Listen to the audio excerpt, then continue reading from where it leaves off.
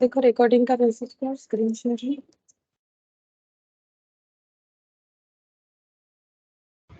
हाँ मैम।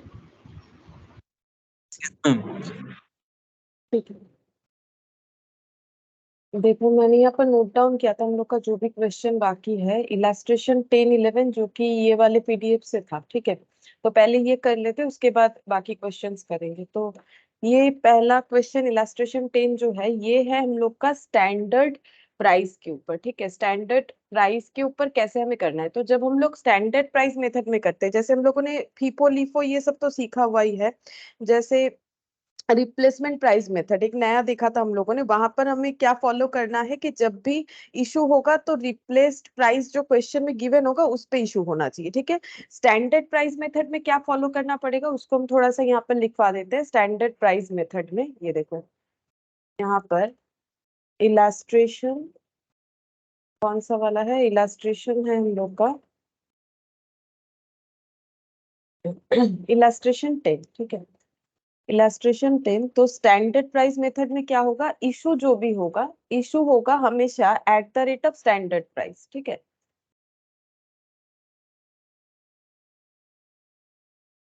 मतलब material issue करेंगे तो स्टैंडर्ड प्राइस में करेंगे। ठीक है, और स्टॉक का वैल्यू कैसे करेंगे, स्टॉक का वैल्यू करना है हमें एक्चुअल प्राइस में। ठीक है, एक्चुअल प्राइस में मेनली यही चीज हम लोग को फॉलो करना है। ठीक है, अच्छा अब हमें क्या होगा इस क्वेश्चन में ना, हमें हमेशा एक डिफरेंस दिया हुआ रहेगा क्योंकि देखो स्टैंडर्ड कॉस्टिंग सभी ने किया हुआ है, तो स्टैंडर्ड और एक्चुअल में जो डिफरेंस होता है उसे प्राइस वेरिएंस बोलते हैं। यहाँ पर अगर देखोगे मेटेरियल का प्राइस वेरिएंस दिया हुआ रहेगा, मतलब जब भी हमें स्टैंडर्ड प्राइस मेथड से क्वेश्चन सॉल्व करने के लिए बोलेगा ना तो प्राइस वेरिएंस दिया हुआ रहेगा, या तो फेवरेबल या तो एडवर्स। ठीक है, तो बोल रहा है debit balance of price variance on 1 Jan was 20। ये देखो 20 रुपीज का प्राइस वेरिएंस दिखा है, डेबिट बैलेंस का मतलब हो गया कि लॉस है। ठीक है, मतलब हम लोगों ने स्टैंडर्ड में जो सोचा था एक्चुअल में हमें ज्यादा पे करना पड़ा।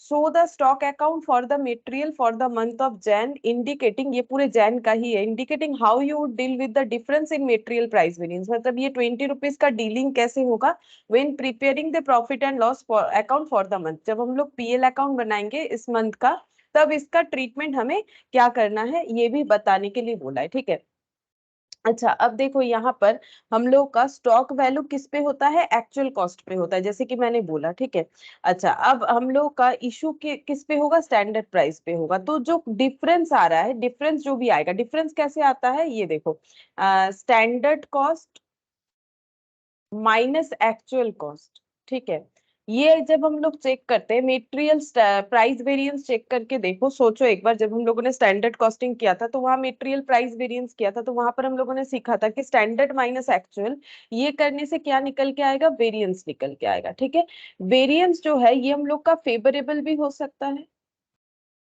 और एडवर्स भी हो सकता है। ठीक है, फेवरेबल भी हो सकता है, एडवर्स भी हो सकता है।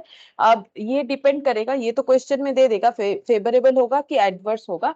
तो इसे हमें जो भी होगा मतलब इसको हमें पीएल में जो है इसका ट्रीटमेंट करना पड़ता है। ठीक है, अब यहाँ पर जो क्वेश्चन दिया हुआ है इसको अगर देखो तो ये बोल रहा है कि डेबिट बैलेंस है। ठीक है, डेबिट बैलेंस है मतलब हम लोग बोल सकते हैं कि लॉस 20 रुपीज का जो है लॉस है। अच्छा हम लोग को क्वेश्चन कैसे करना है, हमें क्वेश्चन के लिए दो प्राइस चाहिए, एक स्टैंडर्ड और एक एक्चुअल प्राइस चाहिए। ठीक है, जैसे देखो यहाँ पर परचेज हुआ है, ये कौन सा प्राइस है, ये एक्चुअल प्राइस है। ठीक है, इशू हमें कैसे करना है, ये इशू जो है हमें स्टैंडर्ड प्राइस पे करना है जो कि हमें फाइंड आउट करना पड़ेगा।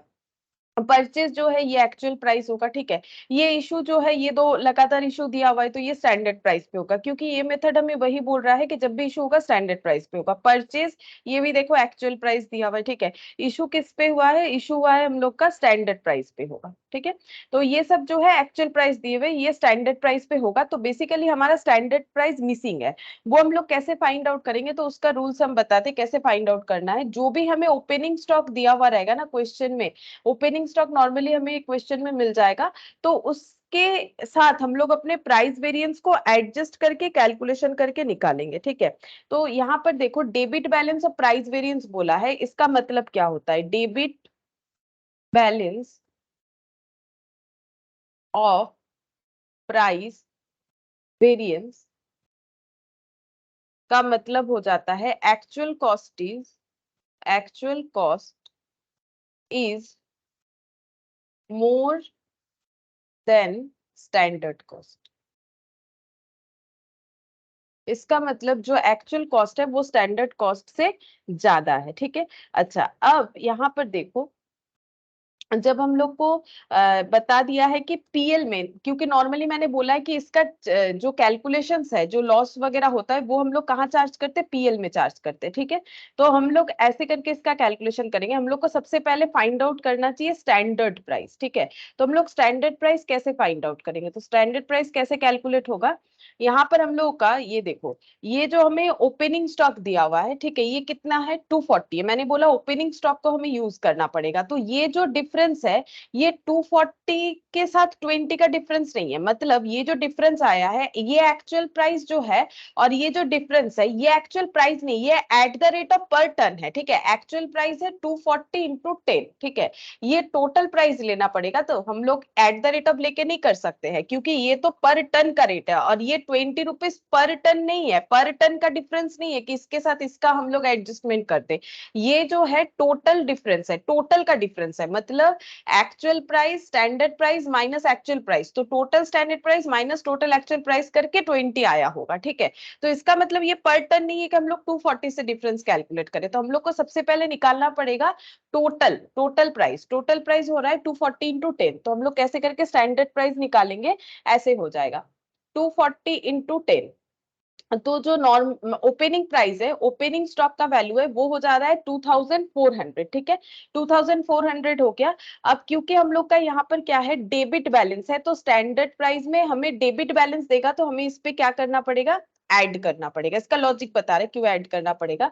अब अगर हमें स्टैंडर्ड प्राइस पर टन निकालना है तो हम लोग क्या करेंगे, इसको डिवाइडेड बाई 10 कर देंगे, क्योंकि ये 10 टन का वैल्यू है। एक्चुअली देखो 240 10 टन का वैल्यू है, तो टोटल वैल्यू 2400, पर टन करेंगे तो कितना आ जाएगा 240। ठीक है, ये तो दिया हुआ ही था, लेकिन हमें इसमें जो वेरिएंस है उसे एडजस्ट करके स्टैंडर्ड निकालना पड़ेगा।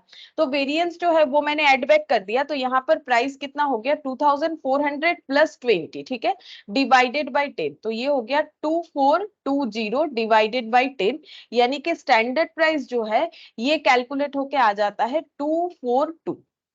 ठीक है, स्टैंडर्ड प्राइस निकल के आ जा रहा है 242 रुपीज। ठीक है, 242 रुपीज निकल के आएगा। अच्छा, अब ये लॉजिक क्या है, देखो ये लॉजिक यहाँ पर इसीलिए प्लस किया जा रहा है, जैसे कि पीएल में ट्रीटमेंट होता है, तो ये मान लो पीएल है। ठीक है, ये कौन सा पीएल है, कॉस्टिंग पीएल, मतलब ट्रेडिंग पीएल बेसिकली।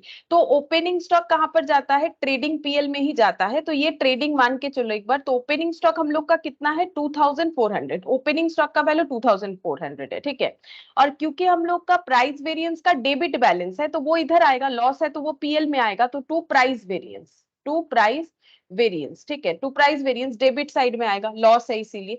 तो लॉस कितना हो गया 20 रुपीज। ठीक है, तो 20 रुपीज ये हो गया एक्चुअल कॉस्ट, ये हो गया हम लोग का variance.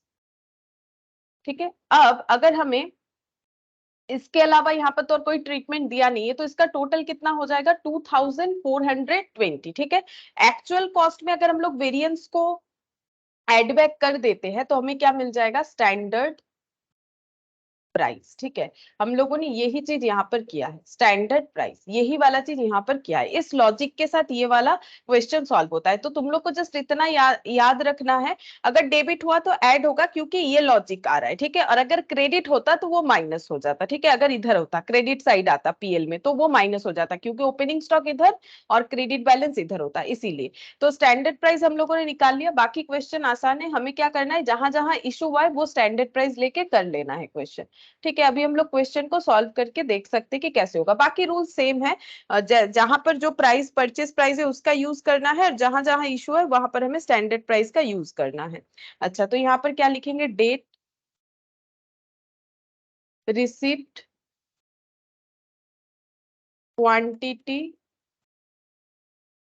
Rate, amount. Quantity, rate, amount.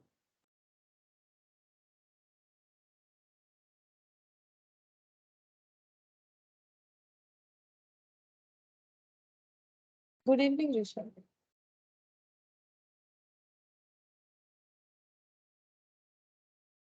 Good evening Rishabh.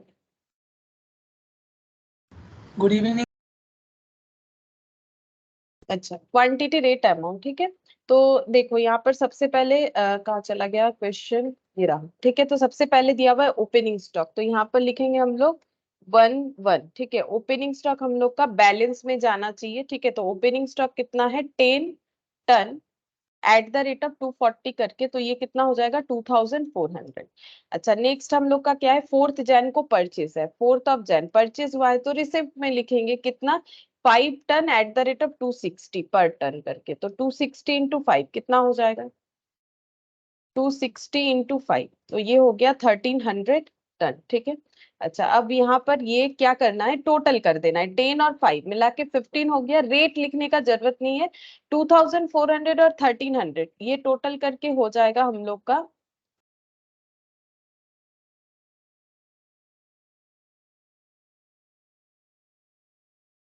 Good evening शॉम्पू। Good evening ma'am.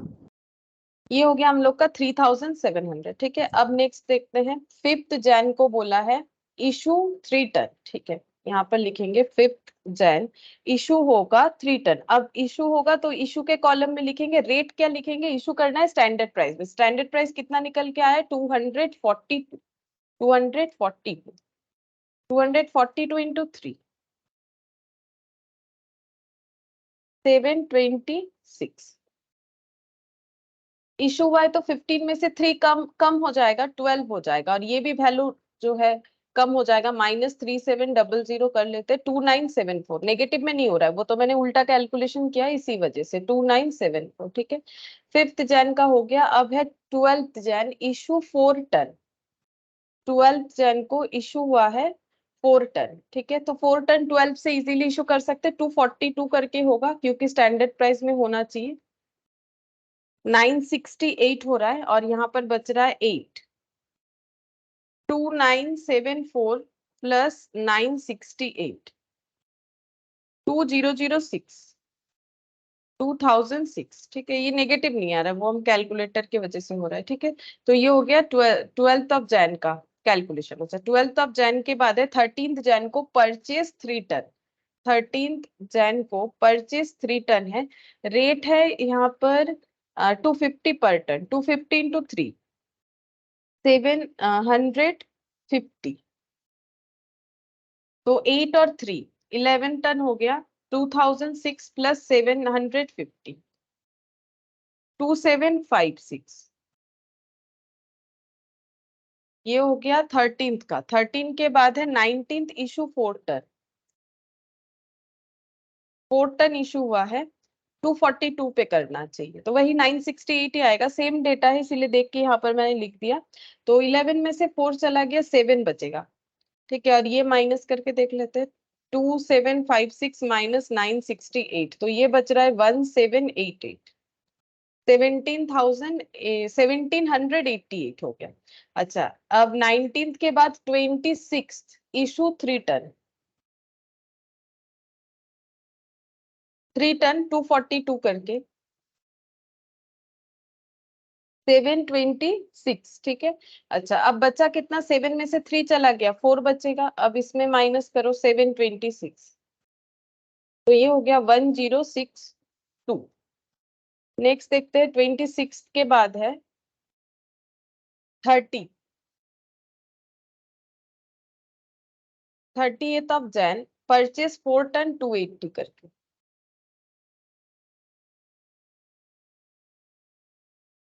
1120,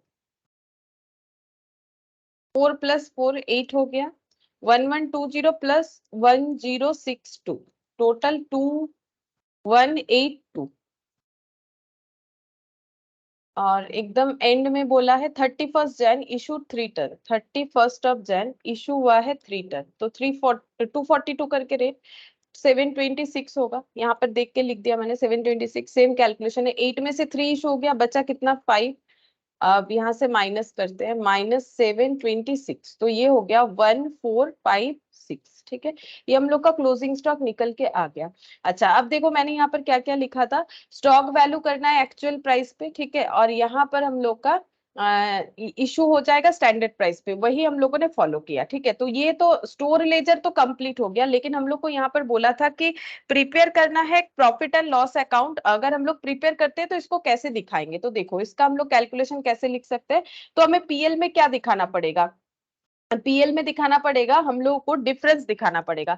तो क्लोजिंग स्टॉक का दिखाएंगे ना। ये देखो यहाँ पर क्या बोला है, बोल रहा है कि so the stock account for the material for the month of Jain, जो हम लोगों ने कर लिया, indicating how you deal with the difference in material price variance when preparing the profit and loss account for the month. ठीक है, तो सब हम लोग क्लोजिंग स्टॉक का यहाँ पर दिखाएंगे सिर्फ। ये देखो, valuation of closing stock at standard price. अगर ये स्टैंडर्ड प्राइस पे ही हम लोगों को वैल्यू करने मिलता, मतलब हम लोगों ने जितना सोचा था, अगर स्टॉक का प्राइस उतना ही होता, तो 5 इंटू 242, क्योंकि क्लोजिंग स्टॉक तो 5 टन है, तो 5 इंटू 242 कितना हो जाता, 1210। ठीक है, ये हो जाता। लेकिन वैल्यूएशन जो हुआ है क्लोजिंग स्टॉक का एज पर स्टोर लेजर, जो वैल्यू निकल के आया है वो कितना है,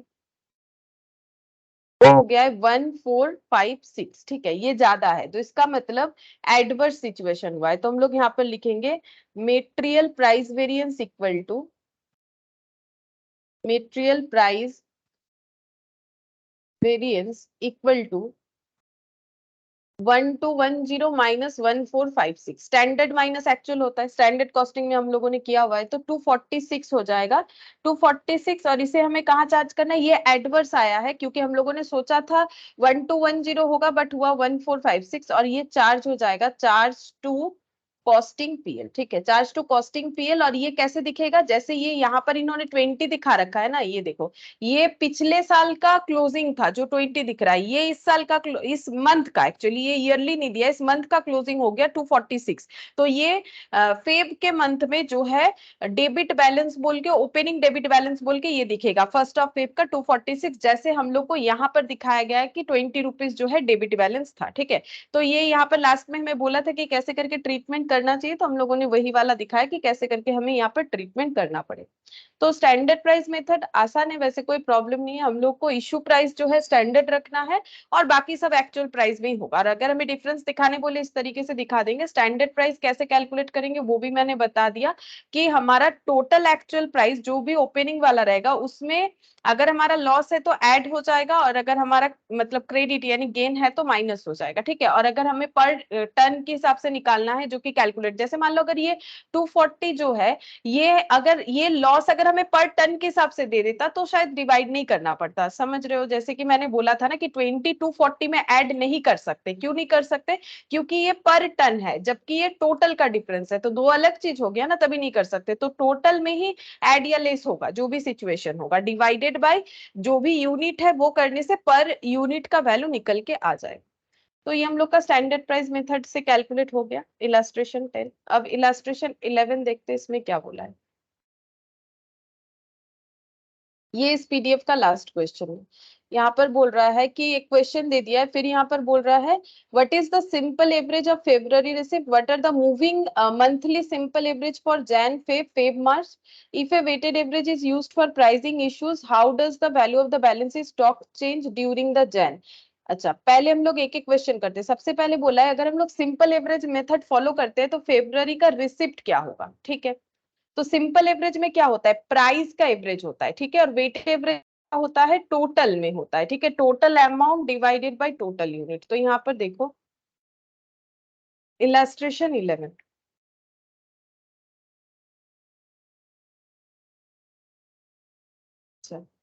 क्वेश्चन में क्या बोला है, बोल रहा है receipt and issue of an item of stores are made as follows. ठीक है, there was no balance before 9th Jan, बोल रहा है 9th जैन के पहले कोई बैलेंस नहीं था, इसीलिए क्वेश्चन 9th जैन से स्टार्ट हुआ है। नॉर्मली फर्स्ट ऑफ जो डे होता है किसी भी मंथ का, तो उसको हम लोग जो है ओपनिंग मानते हैं, तो इसको यहाँ पर इसी को ओपनिंग मानना पड़ेगा, क्योंकि इसके पहले कोई इनका बैलेंस रहा नहीं। तो रिसिप्ट क्वांटिटी 10, प्राइस है 17, 19th में रिसिप्ट इतना है, प्राइस इतना है, 20th में इशू इतना है, फिर 29th में इशू इतना बोल रहा है, फिर 30th में देखो परचेज मतलब रिसिप्ट और उसका प्राइस। फेब में ये यहाँ तक जैन मंथ का डिटेल्स हो गया, फिर फेब मंथ में देखो 13th को रिसिप्ट प्राइस, ठीक है। 27 को रिसिप्ट और उसका प्राइस, 28 को इशू हुआ है मार्च में, ये रिसिप्ट है, ये उसका प्राइस है, और 31 में ये इशू क्वांटिटी है। सबसे पहले हमें कैलकुलेट करके देना है simple average of February receipt, ठीक है। क्वेश्चन लेकिन थोड़ा सा अलग है, इसको तुम लोग मतलब छोटा क्वेश्चन जो 2-3 मार्क्स का होगा ऐसे सोच सकते हो। तो हम लोग ऐसे लिखते हैं, देखो हम लोग को बोला है यहाँ पर कि simple average of February receipt. तो हम लोग पहले क्वेश्चन का आंसर देते हैं, simple average of Feb receipt, ठीक है। तो सिंपल एवरेज मेथड अगर तुम लोग को याद है, वहां प्राइस का एवरेज होता था। तो फेब्रुअरी में जो रिसिप्ट हुआ, रिसिप्ट कब कब हुआ है, ये देखो, ये वाला रिसिप्ट है, ये वाला रिसिप्ट और ये वाला रिसिप्ट है। हमें इसका सिंपल एवरेज निकाल के देना है। तो कितना हो अच्छा, ये मार्च हो गया, सॉरी ये मार्च में मैंने टिक कर दिया। फेब मतलब यहाँ से यहाँ तक ये 3 है, 13, 27, 28, ये फेब का डिटेल्स है, जिसमें 28 को तो इशू हुआ है, तो 2 प्राइस मिल गया, 12 और 16.9, ठीक है। तो 12 प्लस 16.9 जीरो, क्योंकि 2 प्राइस है तो डिवाइडेड बाय 2, और आंसर निकाल लेते हैं। 12 प्लस 16.9 डिवाइडेड बाय 2, तो हो गया 14.45, ठीक है। एट द रेट ऑफ 14.45 करके simple average of February receipt calculate हो गया। सिंपल, हमें रिसिप्ट का एवरेज करने बोला था, हम लोगों ने कर दिया। सिंपल एवरेज बोला था, सिंपल एवरेज कर दिया। फिर बोल रहे moving monthly simple average price for Jan Feb Feb March. तो बताते हैं मूविंग एवरेज कैसे होता है। ये एक स्टैटिस्टिकल मेथड है, हम यहाँ पर थोड़ा सा बताएंगे तो तुम लोग को समझ में आ जाएगा। देखो पहले हम लोग को निकालना पड़ेगा simple average of Jain receipt, ये पहले निकालना पड़ेगा। क्यों, देखो अभी समझ में आएगा।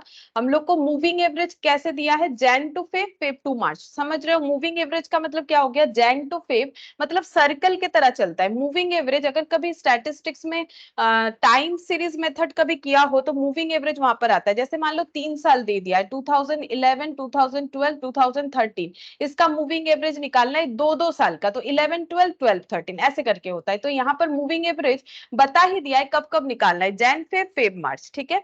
तो इसके लिए सबसे पहले हमें फेब का हमारे पास क्या है, फेब का हमारे पास जो है एवरेज रिसिप्ट है, ठीक है। सिंपल एवरेज ऑफ फेब हमारे पास हम लोगों ने कैलकुलेट कर लिया। अब हम लोग कैलकुलेट करेंगे simple average of Jain receipt. ये कितना हो जाएगा, जैन में देखो रिसिप्ट कब कब है, जैन में रिसिप्ट है हम लोग का यहाँ पर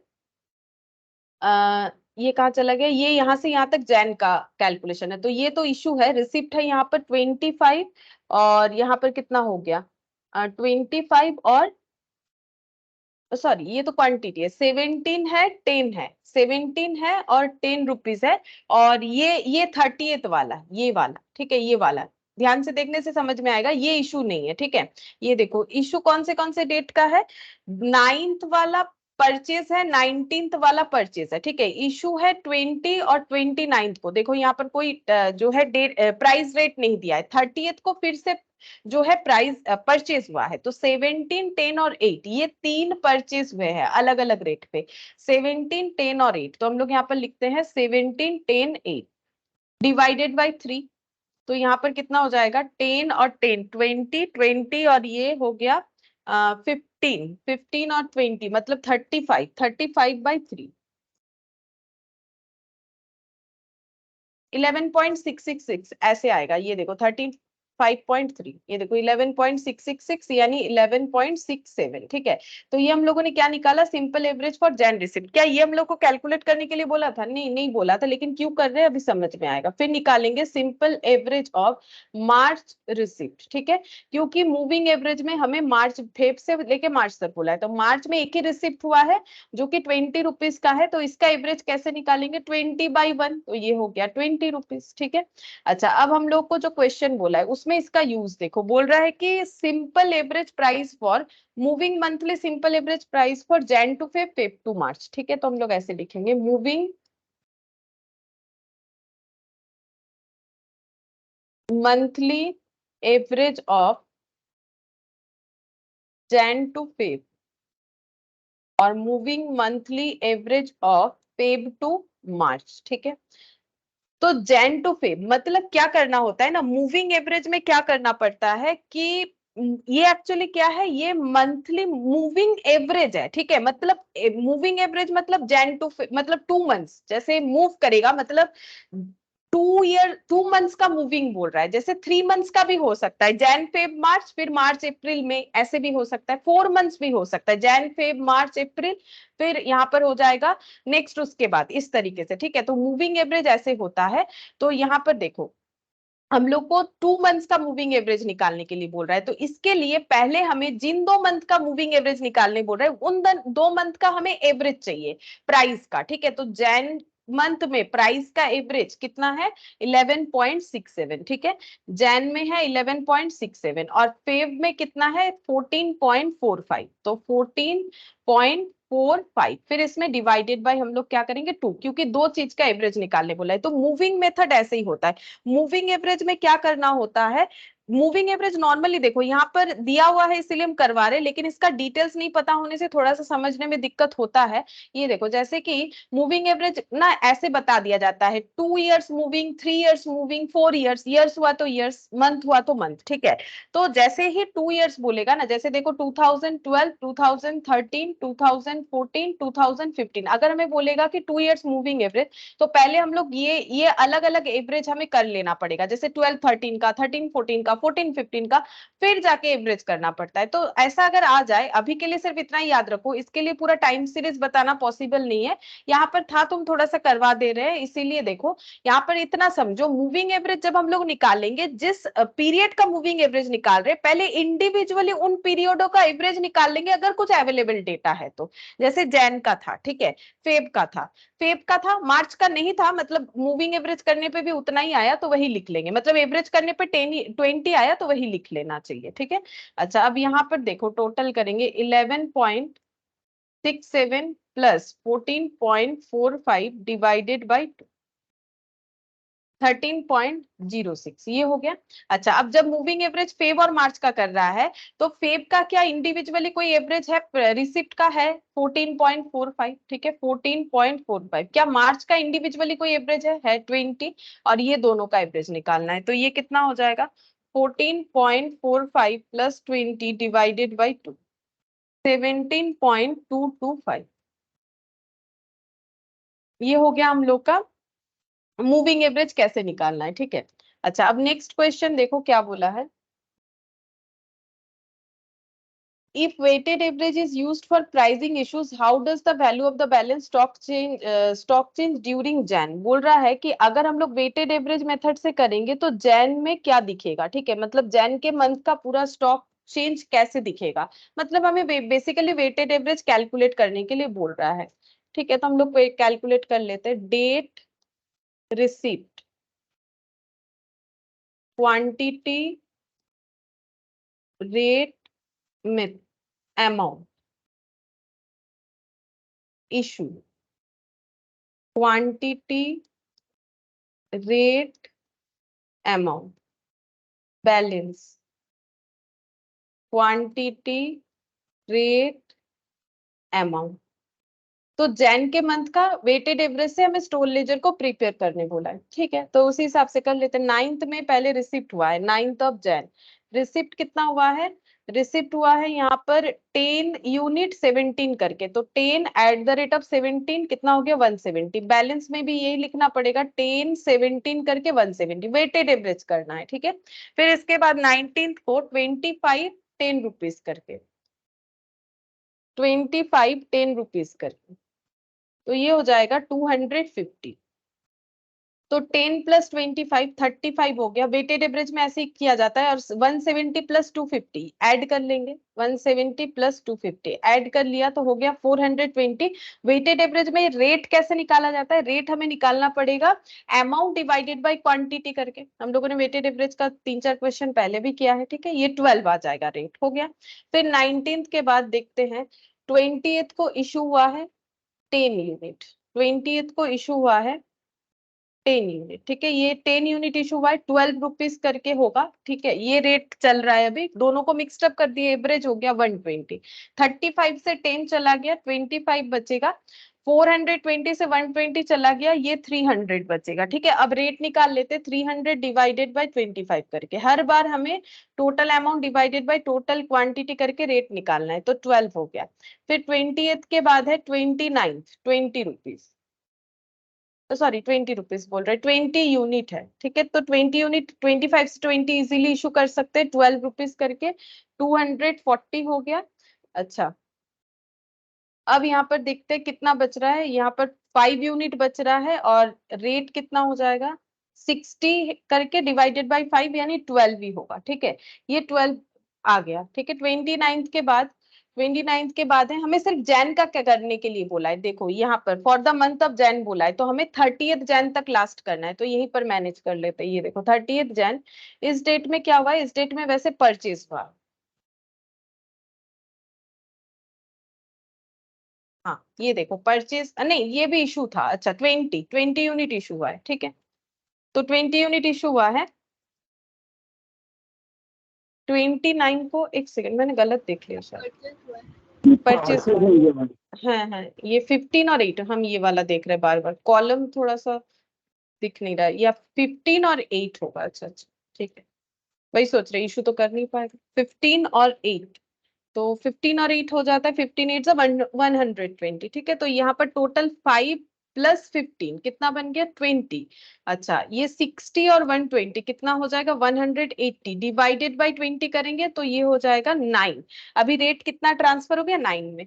बस हमें जैन का दिखाने के लिए बोला था, तो ये यहाँ तक ही बनेगा, इसके आगे बनाने का जरूरत नहीं। If a weighted average is used for pricing issues, how does the value of balance in stock change during the Jan, तो फिर फेब और मार्च वाला करने का जरूरत नहीं है। तो क्वेश्चन में नहीं बोला है तो क्यों करें बेकार में। अच्छा, इसके बाद हम लोग को क्या बोला है, 4th नंबर में देखते हैं। 4th नंबर में हम लोग को बोला है, if a weighted average price is calculated at the end of each month, her month के एंड में ही अगर ये यूज होता है, and is then used for pricing the issue of that month, what will be the value of the month end balance। ठीक है, तो हम लोग को बोल रहा है कि अगर हर मंथ में हम लोग वेटेड एवरेज प्राइस जो है ये यूज करते हैं, then you then used for pricing the issues of that month, what will be the value of the month end balance, मतलब हर मंथ के एंड में क्लोजिंग बैलेंस कितना होगा, ये हमें पूछ रहा है। अच्छा, ठीक है, तो यहाँ पर वेटेड एवरेज से ही करने के लिए बोला है, तो date receipt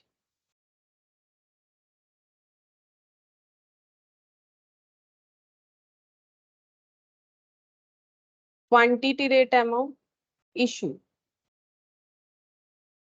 quantity rate amount balance, quantity rate amount. अच्छा,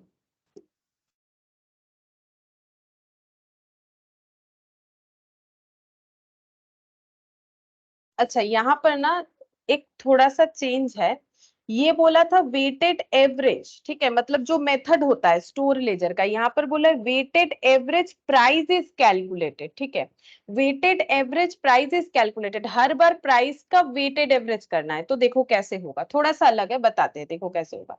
तो सबसे पहले 9th जैन में जो है वो हम लिख लेते हैं, तीनों मंथ का ही करके दिखाएंगे क्योंकि थोड़ा सा अलग है। ठीक है, मैंने लैंग्वेज में डिफरेंस दिखाया ना, बता भी देते हैं। ये देखो 10 जो है रिसिप्ट 17 करके 170। ठीक है, बैलेंस में वही लिखेंगे 10 और 17 और 170। ठीक है, इसमें तो पहले वाले में कोई चेंजेस नहीं है। 19th में 25, 19th ऑफ जैन में 25 10 रुपीज करके 250, ये देख लो। ठीक है, अच्छा, इसके बाद हम लोग को टोटल में लिखना है, तो 10 प्लस 25 कितना हो जाएगा, 35। ठीक है, अच्छा, यहाँ पर 250 प्लस 170, 250 प्लस 170, तो ये हो गया 420, 420 डिवाइडेड बाई 35, तो ये 12 आ जाएगा। अच्छा, पहले वाले में भी हम लोग का उतना ही आया होगा, सेमी प्रोसेस से हो रहा है। हाँ, सेमी प्रोसेस से हो रहा है। अच्छा, इसके बाद नेक्स्ट हम लोग देखते हैं, देखो यहाँ पर ये इशू में समझ में आएगा डिफरेंस। पहले तो हम लोगों ने ये दो लगातार परचेस हो गया, 20th में इशू हो रहा है, कितना यूनिट इशू हो रहा है देखो, 20th में 10 यूनिट, ठीक है 10 यूनिट इशू हो रहा है। अच्छा इसका हमें प्राइस कैसे लगाना है, 10 यूनिट इशू हो रहा है, 10 और एक मिनट, इसमें ना थोड़ा सा दूसरा चीज एक सेकंड, 10 और यहाँ पर हो गया 20 और 10 टोटल 30 होना चाहिए।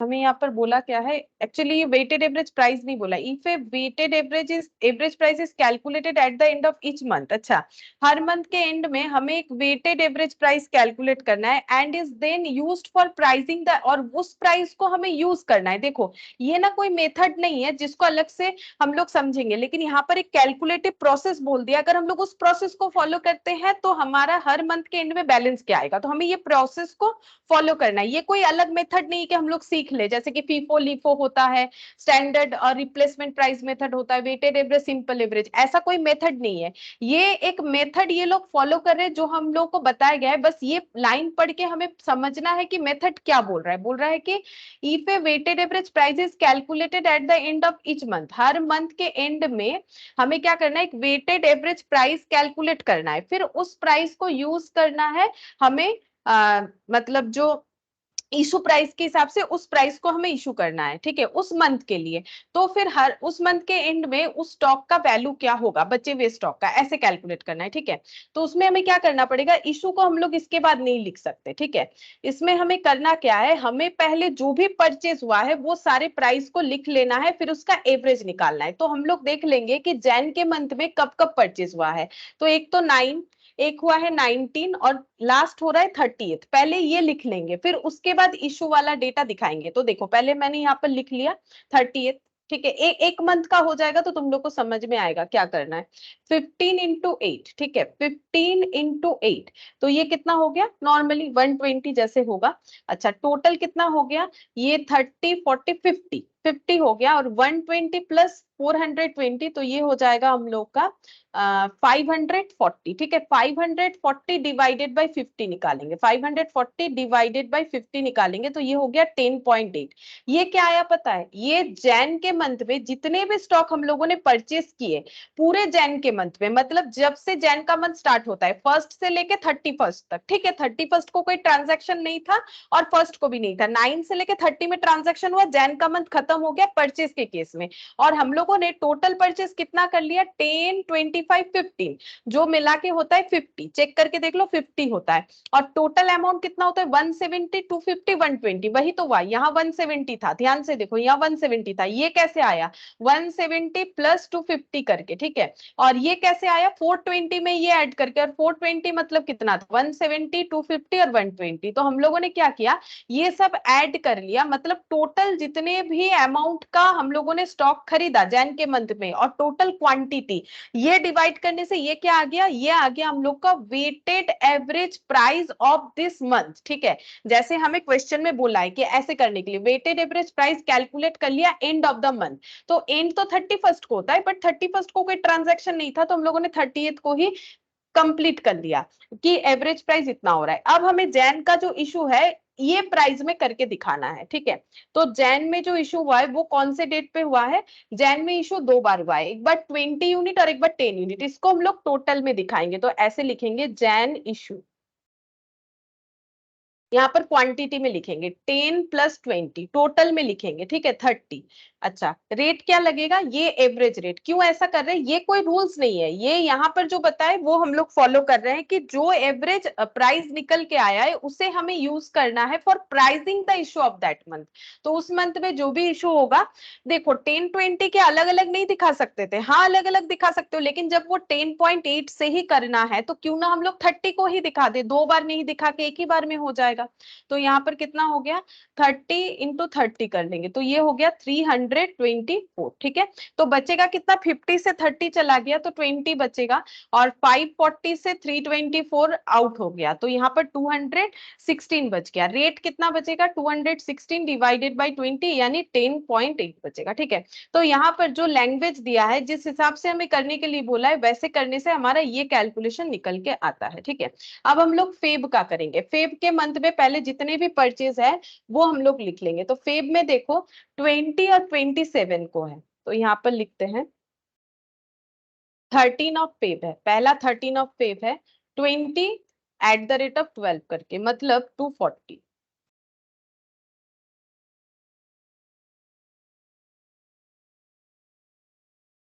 20 एट द रेट ऑफ 12 करके 240।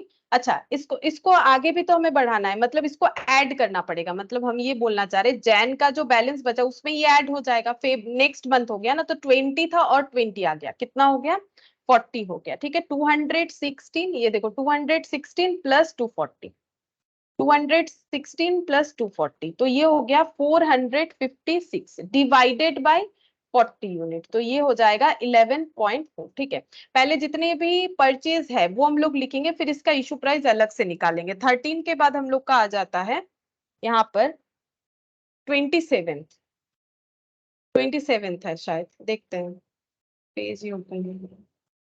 हाँ, 27 को 10 16.9, 16.9 169, ठीक है 169, तो 40 में 10 ऐड हो जाएगा 50 हो गया, इसमें 169 ऐड हो जाएगा, 169 प्लस 456, तो ये 625 हो रहा है, डिवाइडेड बाय 50, 12.5। ठीक है, ये 12.5 आ गया। इसके अलावा फेब में किसी तरह का परचेज नहीं है। अब हम लोग लिखेंगे फेब इशू। फेब के मंथ में इशू कब है, ये देखो 28 को है, 28 को 40 यूनिट। ठीक है, 28 को 40 यूनिट, तो यहाँ पर हम लोग लिखेंगे 40 यूनिट, रेट क्या लगेगा 12.5। ठीक है, मंथ के एंड में जो वेटेड एवरेज प्राइस आया है उसी पे करना है, तो 40 इंटू 12.5, तो ये हो गया 500। 50 में से 40 चला गया 10, ठीक है, और 625 में से 500 चला गया 125, 125 बाई 10 मतलब 12.5, 125 बाई 10 यानी कि 12.5 हो गया। अच्छा, इसके बाद फेब के बाद यहाँ पर देखते हैं 31 मार्च को, अब इसका पहले एवरेज करना है, ये परचेज हुआ है 20 एट द रेट ऑफ 20 करके, तो 31 था या 30th था, 30th of March, 30th of March को यहाँ पर इशू है कि परचेज है, नहीं पहले परचेज है 28 के बाद। हाँ ठीक देख रहे हैं हम, हाँ ठीक देख रहे हैं, 20 और 20 करके, चलो 20 और 20 करके, तो ये हो गया 400। ठीक है, तो था कितना 10 बचा हुआ था, उसमें 20 आ गया 30, 400 में 125 ऐड हो गया 525, 525 बाई 30 17.5, 17.5 हो गया। ठीक है, अच्छा अब यहाँ पर हम लोग निकालेंगे मार्च का इशू, क्योंकि इसके अलावा इसमें कोई परचेज है ही नहीं इसी मंथ में। ठीक है, अब इशू कितना हुआ है देखो, इशू हो रहा है 20। ठीक है, तो यहाँ इशू कॉलम में 20 लिखेंगे, प्राइस कौन सा होगा मार्च के मंथ का जो हम लोग का एवरेज प्राइस निकल के आया, यानी 17.5 इंटू 20, तो ये हो गया 350। तो 30 में से 20 चला गया 10 बचा, और 525 में से 350 चला गया 175 बचा, डिवाइडेड बाय 10 यानी कि 17.5। ठीक है, इस तरीके से कैलकुलेट होगा। वैसे ये कोई प्रोसेस है नहीं, ठीक है, ये कोई मेथड्स के अंडर नहीं आ रहा है, लेकिन यहाँ पर जो फॉलो करने बोला था हम लोगों ने वो फॉलो किया। तो कैसे किया, सबसे पहले हम लोग को बोला कोई भी एक मंथ में पूरे प्राइस का जितने भी स्टॉक खरीदे गए उसका वेटेड एवरेज निकाल लो, तो टोटल स्टॉक कितना हुआ। अगर ऐसे नहीं करके हम लोग सिंपल करते, मतलब टेबुलर फॉर्म में, तो भी होता है। इसके लिए हमें स्टोर लेजर नहीं भी बनाने से चलता, मतलब हम लोग क्या करते, ये सबको ऐड करने से ही हम लोग को मिल जाता है यहाँ पर 50, और ये सबको ऐड करने से हम लोग को मिल जाता 540। फिर हम लोग इशू प्राइस निकाल लेते, फिर हम लोग देखते कि जैन में कितना इशू हुआ है, तो जैन में इशू हुआ है 30। ठीक है, मतलब हम लोग ऐसे कर सकते थे, ये देखो 10 इंटू 17 ऐसे लिख के डायरेक्टली भी कर सकते थे 170, फिर ऐसे कर देते 25 इंटू 10 250, 15 इंटू 8 इक्वल टू 120। ठीक है, फिर इसका टोटल कर लेते तो ये 50 आ जाता, और इसका टोटल करने पे ये आ जाता है 540। ठीक है, अब इसमें से इशू कितना होना है 30, अब इसका रेट यहाँ पर साइड में निकाल लो, एक कॉलम कर लो रेट। ठीक है, वैसे भी चलेगा 10.8, अब ये 30 जो इशू है 10.8 करके होगा, 10.8 करके आ जाता है 324, फिर बचा हुआ जो है उसमें फेब का ऐड हो जाएगा, इस तरीके से चलेगा। बाकी ऐसे करके भी कर सकते हो, लेकिन ये कोई मेथड के अंडर नहीं आता है, हम फिर से बोल रहे हैं, ठीक है। ये जस्ट जो है कैलकुलेशन प्रोसेस बोला है, अगर ऐसा कभी बोल दे तो हमें अपना क्वेश्चन को पढ़ के समझ लेना है क्या बोल रहा है, फिर उसको कैलकुलेट करना है, ठीक है। तो ये हम लोग का देखो कंप्लीट हो गया, इसको हम बंद कर देते हैं, ठीक है। तो यहाँ पर ये वाला भी हम लोग का कंप्लीट हो गया। अब बचा है इलास्ट्रेशन 8, 13, 14, 15।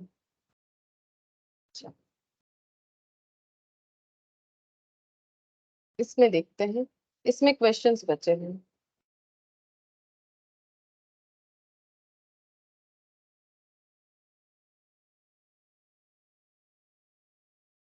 ये पहले हम लोग 15 वाला देख लेते हैं। क्वेश्चन तो इतना बड़ा है लेकिन आसान है। देखो क्वेश्चन में क्या बोला है, यहाँ पर बोल रहा है कि एम्बोरिस Indian limited is recently incorporated startup. मतलब ये जो कंपनी है ये स्टार्टअप है, मतलब नई बनी है company. Back in the year 2019 it is engaged in creating embedded product and internet of things, ठीक है। ये कुछ प्रोडक्ट बनाती है, solutions for the industrial market, मतलब सॉफ्टवेयर रिलेटेड कोई प्रोडक्ट बनाती है, ठीक है। तो यहाँ पर बोल रहा है कि इन्होंने कुछ प्रोडक्ट, ये बेसिकली क्या बोल रहा है, यहाँ से यहाँ तक ये सब तो स्टोरी दिया है, मतलब कुछ प्रोडक्ट का नाम वगैरह अलग अलग दिया है, इतना हम लोग को रीड करने का जरूरत भी नहीं है। एक कंपनी है जो कि बेसिकली स्टार्टअप है और ये 2019 में आई हुई है, और यहाँ पर बोल रहा है कि इस कंपनी ने क्या प्रोडक्ट बनाया है। तो बोल रहा है कि product and internet of things solutions for industrial market, industrial markets के लिए जो है एम्बेडेड प्रोडक्ट और इंटरनेट ऑफ थिंग्स सॉल्यूशन इन्होंने बनाया है। It is focused on innovation, ये फोकस करती है इस तरह इनोवेटिव कामों पे, डिजाइन, रिसर्च, ये सब चीजों पे, मतलब इसका डिटेल्स बोल रहा है क्या कंपनी है। And development of product and services, मतलब कोई भी काम ये लोग करती है तो इनोवेशन के साथ करती है, डिजाइनिंग में फोकस करती है, रिसर्च करती है, development of product and services, मतलब प्रोडक्ट जो है उसको और भी डेवलप करती है, सर्विस प्रोवाइड करता है तो उसको भी और डेवलप करने के लिए।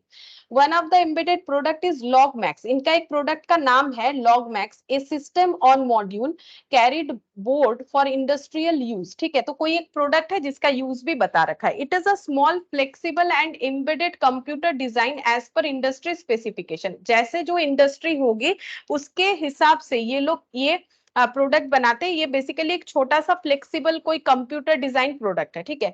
इन the beginning of the month of September 2021, देखो ये सब हमारे किसी काम का नहीं है, तुम लोग को ये एक बार पढ़ लेना है, ठीक है। मतलब बेसिकली एक कंपनी है जो कोई प्रोडक्ट बनाती है, यहाँ पर यही सब बोला है, प्रोडक्ट का डिटेल्स बता रहा है कि इंडस्ट्री में ऐसे लोग यूज कर सकते हैं, स्मॉल साइज है, फ्लेक्सिबल है, ये सब बता रहा है।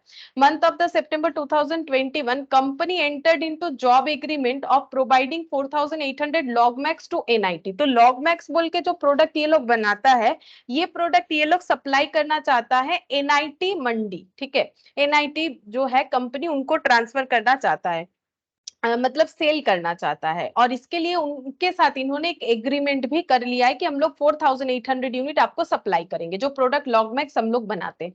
Following details with respect to issue receipt return of store department handling micro controller, a component used in the design assembling process have been extracted for the month of September 2021। मतलब क्या है, बस इतना समझ लो कि यहाँ पर बोला है ये नीचे का जो डिटेल्स दिया हुआ, following details with respect to, किस डिटेल्स किस बात पे दिया हुआ है, इशू कैसे हुआ, रिसिप्ट क्या था, रिटर्न ऑफ स्टोर क्या हुआ, store department handling micro controller a component used in designated assembling process have been extracted for the month of September. मतलब सितंबर मंथ का इशू वगैरह ये सब दिया हुआ है, देख लो। सितंबर 1 से स्टार्ट है, ओपनिंग स्टॉक रेट बता दिया है, इशू बोल रहा है issue 4875 units to mechanical division, material requisition number बता दिया, फिर रिसिप्ट बता रहा है, फिर इशू, फिर रिटर्न टू स्टोर, ऐसे करके डिटेल्स बताया। अच्छा आगे एकदम एंड में चलते हैं, बोल रहा है कि on 25th September 2021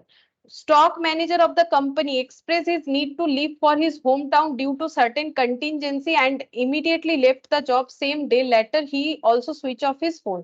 तो जो इनके स्टॉक मैनेजर थे इनको जॉब छोड़ना पड़ा, ठीक है। ये जॉब छोड़ के चले गए क्योंकि इनको अपना घर जाना है, मतलब इनको अपने होम टाउन जाना है, कुछ रीजन है तो ये काम नहीं कर सकते हैं, काम तो छोड़ दिया, वो तो है ही, उसके साथ साथ फोन का भी स्विच ऑफ कर दिया। मतलब एक इंसान इतना दिन काम किया, अब उसके पास तो बहुत सारे डिटेल्स होंगे कंपनी के, तो स्टॉक रिलेटेड कुछ भी पता करना है तो इन्हीं को फोन करके पता करेंगे, लेकिन ये बोल रहे हैं हम काम तो छोड़ ही दे, फोन भी स्विच ऑफ कर रखे, मतलब कंपनी इनसे कांटेक्ट नहीं कर पा रही है।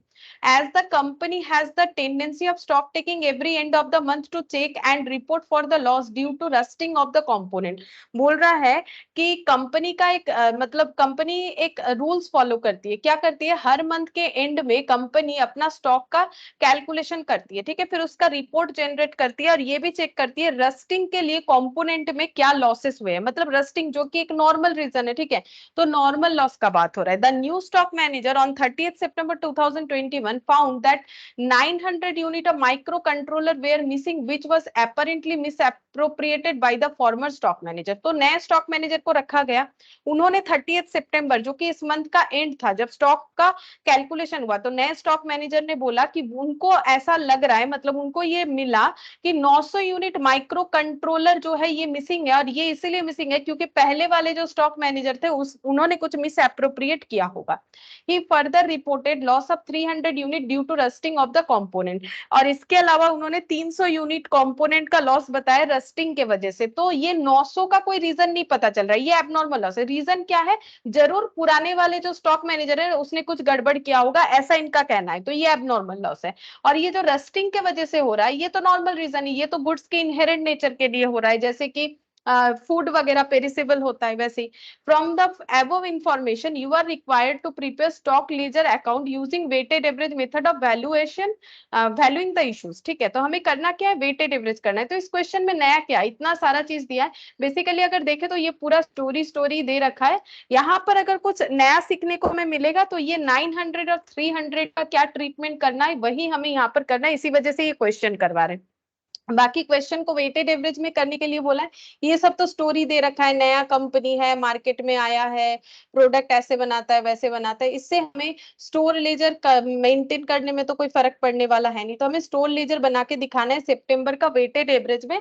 नया चीज हम लोग जो सीखेंगे कि नॉर्मल और एबनॉर्मल लॉस का ट्रीटमेंट क्या होगा, ठीक है। तो देखो फटाफट कर लेते हैं यहाँ पर illustration.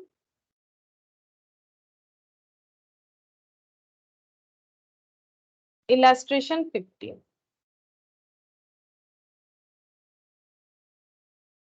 Date, receipt, quantity, rate, amount.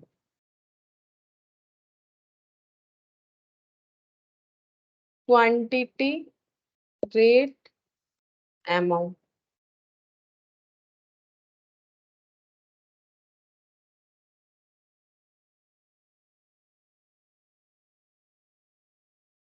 Quantity, rate, amount. अच्छा, सबसे पहले ओपनिंग स्टॉक 6285 1 सितंबर को, ओपनिंग स्टॉक 6285, तो वैल्यू जो है काफी बड़ा बड़ा होगा, 17,10,000।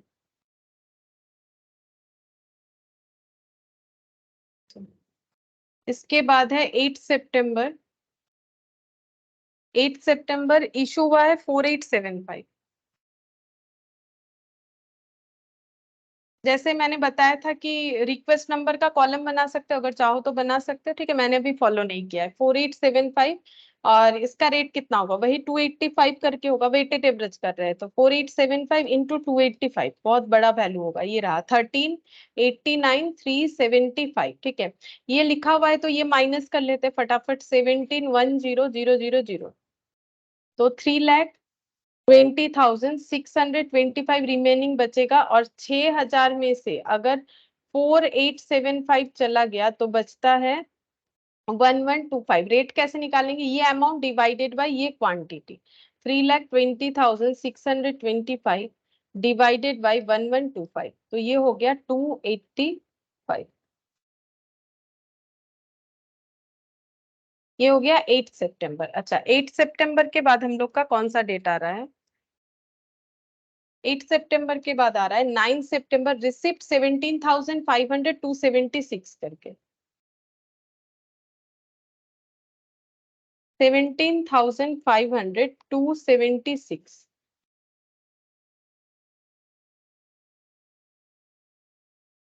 48,30,000 इसको ऐड भी करना पड़ेगा 1125 के साथ हम लोग ऐड करते हैं 17,500 अच्छा इसमें ऐड कर लेते हैं पहले ये लिखा हुआ है प्लस 320625 51,50,625 और 1125 में ये ऐड करना है तो 52681 18625 डिवाइड कर लेते हैं 18625 तो ये हो जाएगा 276.5 मतलब 278 लिख सकते हैं हम लोग या फिर ऐसे लिख सकते हैं 276.54 ये देखो 54 तो हम लोग पॉइंट के बाद 2 डिजिट भी ले सकते हैं या फिर चाहो तो राउंड अप करके भी आंसर कर सकते हो ठीक है उसमें थोड़ा सा आंसर जो है वेरी कर जाएगा तो ये 9 सितंबर का हो गया उसके बाद 10th में 12,000 इशू हुआ है 12,000 इशू हुआ है रेट क्या लगेगा यही वाला 276.54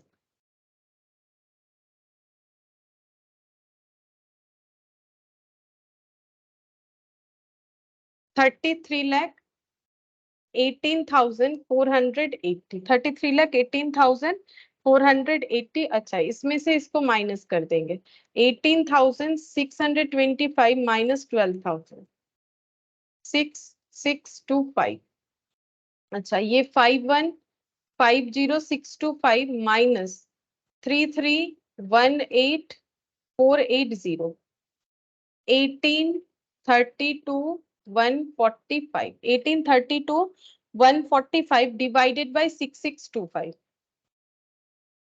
अच्छा ये कैलकुलेट हो के आ गया 276.5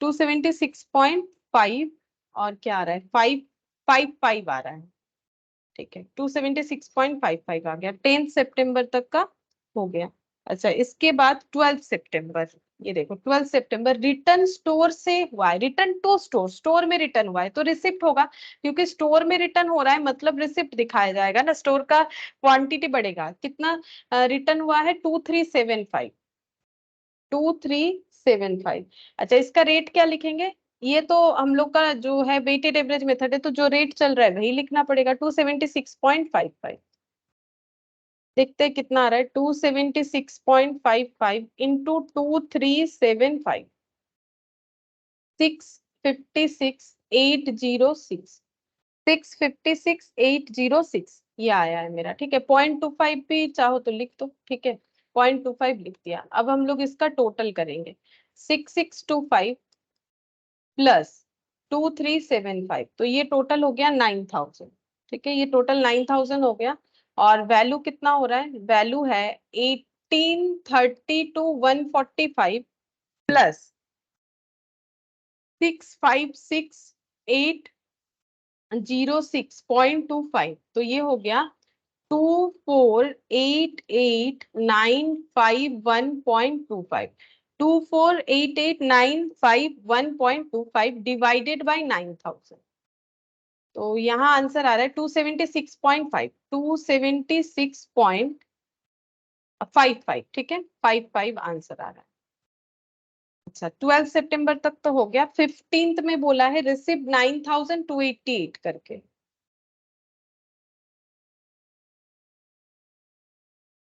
288 काफी बड़ा बड़ा डिजिट दिया 9,000 इंटू 288 25,92,000 9,000 प्लस 9,000 18,000 और 25,92 प्लस 24,88,951.25 तो ये वैल्यू आ रहा है 50,89,51 951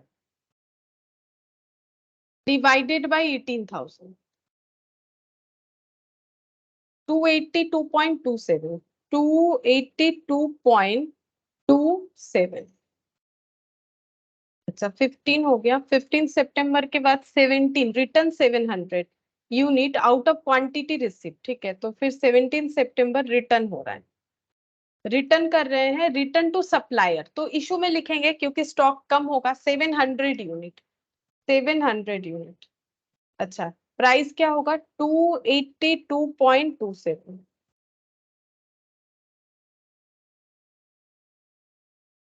197,589।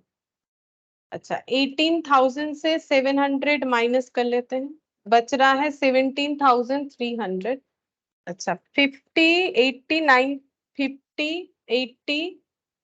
951 माइनस 197,589, 48,83,362, 48,83,362 डिवाइडेड बाई 17,300। अच्छा देखते हैं कितना रेट निकल के आया, 282.27, 282.27। चाहिए हो गया 17 सितंबर। इसके बाद 28 इशू हुआ है 9,500,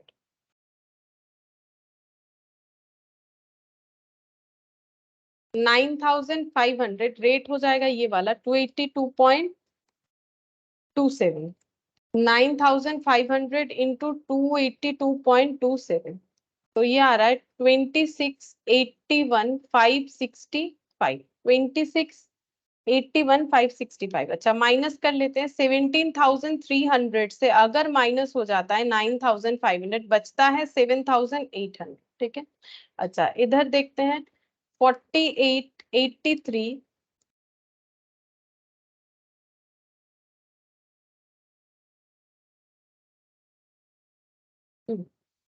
4883,362, इसमें से माइनस हो जाएगा ये वाला 2681,565, तो ये हो गया 2201,797 डिवाइडेड बाई 7,800 करना पड़ेगा रेट पता करने के लिए।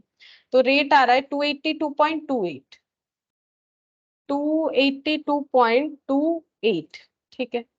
अच्छा ये हम लोग का यहाँ तक तो कंप्लीट हो गया 20 सितंबर। इसके बाद 30 सितंबर को जब स्टॉक टेकिंग हुआ तो हमें दो चीज पता चला, एक तो एबनॉर्मल लॉस है 900, ठीक है। तो एबनॉर्मल लॉस का क्या होगा, अगर एबनॉर्मल लॉस है तो हम लोग इशू में क्यों लिख रहे हैं, क्योंकि हमारा स्टॉक कम होगा। इसका वैल्यू कितने में करेंगे, जो हम लोग का इशू प्राइस चल रहा है दैट इज 282.28, ठीक है, अभी जो मैंने निकाला। तो 282.28 टोटल अमाउंट में भी निकाल लेते हैं 900, तो ये हो गया हम लोग का 2,54,052, 2 लाख आ रहा है, एक सेकेंड, हाँ 2,54,052, ठीक है।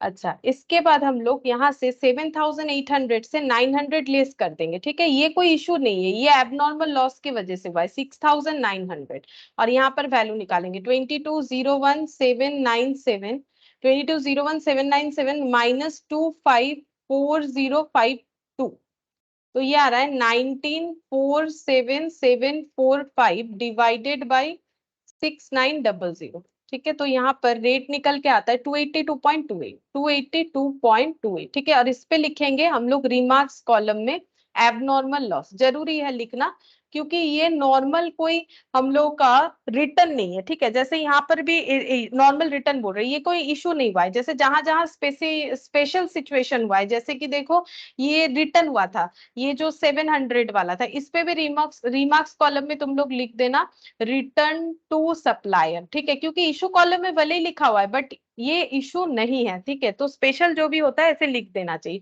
फिर 17 में भी रिटर्न टू सप्लायर हुआ है, ये शायद मैंने 17 वाला लिखा है। और एक भी है रिटर्न टू स्टोर 12 सितंबर में, रिटर्न टू स्टोर 12 सितंबर ये वाला, इस पे लिखेंगे हम लोग return to store, return to store. ठीक है, इस पे रिटर्न टू स्टोर लिख देना है। ये हो गया एबनॉर्मल लॉस। अब फिर से 30 सितंबर में उसी दिन उन्होंने जब काउंट किया तो और एक लॉस मिला उन्हें रस्टिंग के वजह से, जो कि एक नॉर्मल रीजन है, दैट इज 300। अब इसका क्या करना है, इसका यहाँ वैल्यूएशन नहीं करना है क्योंकि नॉर्मल लॉस का पैसा कस्टमर से रिकवर कर सकते हैं। नॉर्मल लॉस के लिए हम लोग अपना स्टॉक वैल्यू जरूर कम करेंगे क्योंकि 6900 यूनिट 300 यूनिट से कम होके 6600 हो गया है। बट रेट जो है, यहाँ पर रेट कम करने के लिए तो वैल्यू करना पड़ेगा, नॉर्मल लॉस का वैल्यू नहीं होता है, इसीलिए rate total amount as it is रहेगा। ठीक है, तो ये हो गया 19,47,745 डिवाइडेड बाई 6600, तो रेट आ गया देखो कितना, 295.1 कितना आया 11। ठीक है, 11 लिख दिया मैंने, 295.11। ये है नॉर्मल लॉस। तो यहाँ पर देखने वाला बात क्या है, देखने वाला बात ये है कि हम लोग का यहाँ पर रेट बढ़ गया। ठीक है, क्यों? क्योंकि हम लोगों ने यहाँ पर वैल्यूएशन नहीं किया। अगर जैसे देखो इसमें वैल्यूएशन किया तो रेट वही रहा। ठीक है, क्योंकि इशू होने के बाद तो हमारा रेट वही रहेगा ना। अगर मेरा एवरेज रेट जो भी चल रहा है उसी से हम इशू कर रहे हैं, तो इशू करने के बाद बचे हुए स्टॉक का भी रेट उतना ही रहेगा। तुम लोग हर जगह पे वेटेड एवरेज पे देख लेना, इशू करने के बाद तो वही रेट रहेगा ना। नॉर्मल सा बात है। देखो जैसे कि हम लोगों के पास ये स्टॉक था, उसके बाद हम लोगों ने इशू किया, तब तो रेट वही रहेगा क्योंकि इसमें कुछ मिक्सड अप हुआ नहीं। फिर नया स्टॉक जो आया उस पे रेट जो बना, फिर जब इशू करेंगे तो इशू करने के बाद रेट उतना ही रह जाएगा। ठीक है, वो तो अप्रोक्सीमेशन की वजह से यहाँ 0.55 हो गया है। ठीक है, तो वही रेट रह जाता है नॉर्मली क्योंकि उसमें कोई चेंजेस है ही नहीं। ठीक है, चेंजेस कैसे होगा, जैसे मान लो मेरे पास 10 यूनिट है, 2 रुपए वाला 20, और फिर हम लोगों ने खरीद लिया 15 यूनिट 3 रुपए वाला 45। ठीक है, अब हम लोग को अगर रेट का क्या करना है, रेट को अगर हमें एवरेज कर देना है तो हम लोग क्या बोलेंगे, यहाँ पर 65 रुपीज का हमारे पास स्टॉक है जिसका टोटल क्वांटिटी है 25, तो 65 डिवाइडेड बाई 25 कर लो, कितना हो गया रेट 2.6। ठीक है, अब मान लो इसमें से हम लोग इशू कर रहे हैं, जो हमारे पास 25 यूनिट है इसमें से हम लोग इशू कर रहे हैं 10 यूनिट, तो 10 यूनिट को कितने से इशू करेंगे 2.6, तो ये कितना हो जाएगा 26। तो बचा कितना, बचा हुआ स्टॉक हो रहा है हम लोग का 15। तो और टोटल कितना था, टोटल था 65, 65 में से 26 चला जाएगा तो 39 बचेगा। अब इसका अगर 15 से डिवाइड करोगे रेट उतना ही रह जाएगा क्योंकि जिसमें से दिया गया वही वाला रेट रह जाएगा। कम जो हो रहा है, क्वांटिटी भी कम हो रहा है, अमाउंट भी कम हो रहा है, तो फिर डिवाइड करने से वही रेट रहेगा। लेकिन यहाँ पर क्या हुआ देखो, एबनॉर्मल लॉस में तो हम लोगों ने क्वांटिटी को भी लेस किया, लेकिन नॉर्मल लॉस में हम लोग क्वांटिटी को लेस नहीं करते। क्यों नहीं करते, क्योंकि नॉर्मल लॉस होने से उस लॉस को हम लोग कस्टमर से रिकवर कर सकते हैं, इसीलिए हम लोग उसका पर यूनिट रेट बढ़ा सकते हैं। ठीक है, जैसे यहाँ पर बढ़ गया 295 क्योंकि हम लोग कस्टमर से रिकवर कर सकते हैं, ये सबका होता है नॉर्मल लॉस। लेकिन एबनॉर्मल लॉस क्योंकि कस्टमर से रिकवर नहीं कर सकते, लाइक कोई चोरी हो गया, ठीक है, या फिर मान लो कुछ एक्सीडेंट वगैरह हुआ जैसे कि आग लग जाना, ये सब हम लोग कस्टमर से रिकवर नहीं कर सकते। तो इस केस में रिकवर अगर नहीं करना है तो हमें क्वांटिटी और अमाउंट दोनों को माइनस करना है, मतलब क्वांटिटी को भी रिड्यूस करना है। ये देखो 900 से ये माइनस किया गया, एज वेल एज वैल्यूएशन करके वैल्यू को भी रिड्यूस करना है। लेकिन नॉर्मल लॉस में क्या हुआ, क्वांटिटी को तो हम लोगों ने रिड्यूस कर लिया, ठीक है, वैल्यूएशन किया नहीं, एक तो दूसरा वैल्यूएशन किया नहीं, इसी वजह से स्टॉक का जो वैल्यूएशन था वो पहले जितना था अभी भी उतना ही है, लेकिन क्वांटिटी कम हो गया, इसी वजह से रेट बढ़ गया। पहले जो अमाउंट 6900 से डिवाइड हो रहा तो वही अमाउंट अगर 6600 से डिवाइड होगा तो वैल्यू तो ज्यादा होगा ही। ये इसीलिए करना पॉसिबल है क्योंकि हम लोग कस्टमर से रिकवर कर सकते हैं। ठीक है, अब इसका ट्रीटमेंट अगर पूछे तो क्या होता है, जो एबनॉर्मल लॉस से लॉस होता है वो हमेशा कॉस्टिंग पीएल में जाता है, तो इस पे ऐसे स्टार देके हम लोग इसका ट्रीटमेंट लिख सकते हैं। तो ऐसे लिखेंगे 900 unit is abnormal loss and it will be transferred to costing PL. 300 unit is normal loss and it will be absorbed by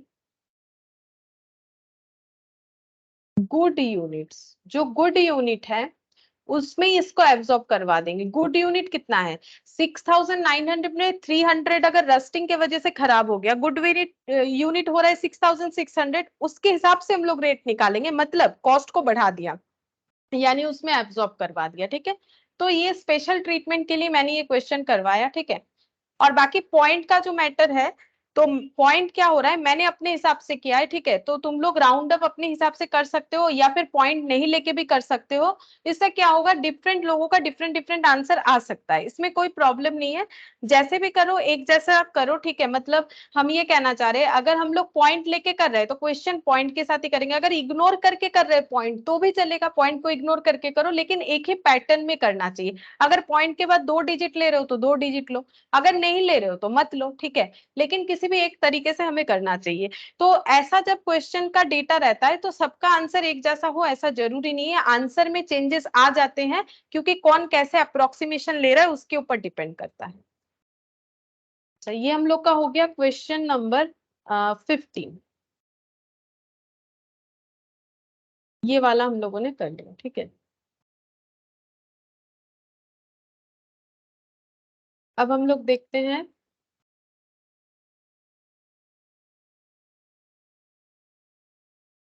यहाँ पर क्वेश्चन नंबर 14 दिया है।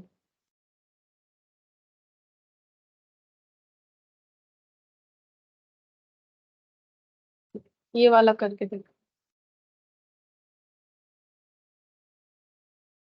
एक सेकंड।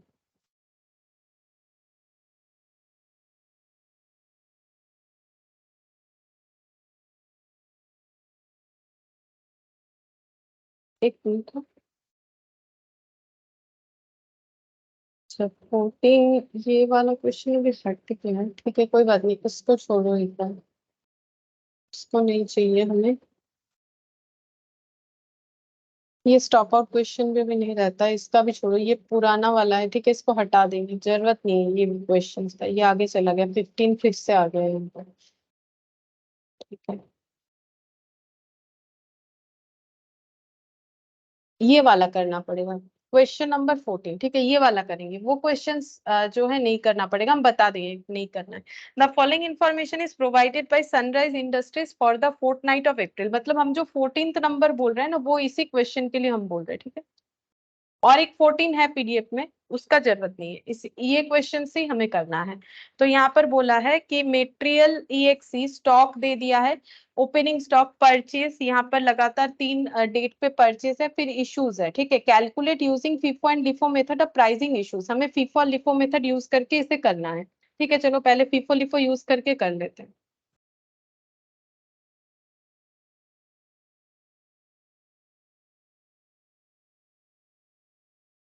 अच्छा, सबसे पहले यहाँ पर लिखेंगे, देखते हैं क्या बोला है। FIFO LIFO ही बोला, using FIFO methods of pricing the value of material consume during the period, the value of stock material on 15th April 2021।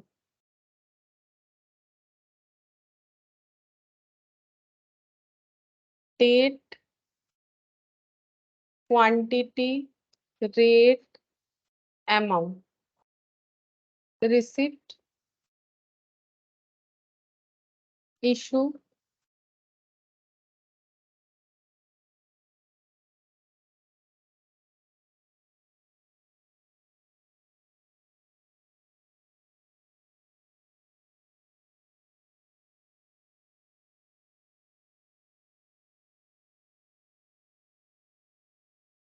अच्छा सबसे पहले 1 अप्रैल में स्टॉक का ओपनिंग स्टॉक 100 यूनिट 5 रुपीज करके,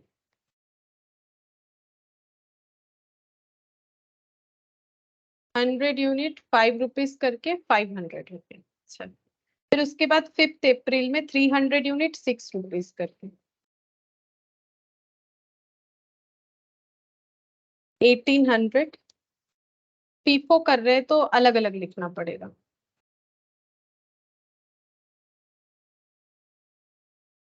इसके बाद 5 के बाद 8 मत कर दो, इशू डेट इस बीच आ रहा है 6। ठीक है, तो ट्रांजैक्शन डेट के हिसाब से हमें चलना चाहिए, तो इसके बाद 6 अप्रैल को आ जाएगा 250 इशू करना है, 6 अप्रैल इशू करना है 250। फर्स्ट इन फर्स्ट आउट, तो फर्स्ट इन फर्स्ट आउट मतलब 100 पहले जाएगा, उसके बाद 250 करना है तो और कितना देना पड़ेगा, 250 करना है तो 150 और चाहिए, तो हो गया हम लोग का 250, 105 रुपीज करके, और बाकी बचा हुआ यहाँ से तो 6 रुपीज करके 500, और ये हो गया 900। ठीक है, 500 और 900। अच्छा, ये 100 तो खत्म हो गया, 300 में से 150 चला गया, 150 बचा है, तो ये हो जाएगा 900।